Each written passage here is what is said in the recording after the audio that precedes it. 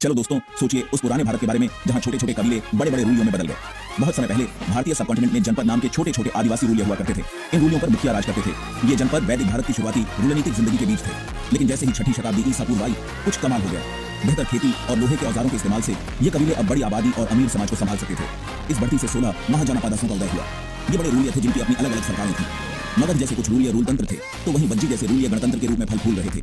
ये रूलिया सिर्फ रूल नीति में चतुर नहीं थे, बल्कि आर्थिक महाशक्तियां भी थे। बेहतर व्यापारिक रास्ते, बढ़ी हुई खेती और सिक्कों जैसी नई खोजों ने उनकी तरक्की में चार चांद लगा दिए। सांस्कृतिक रूप से ये एक पुनर्जागरण का दौर था।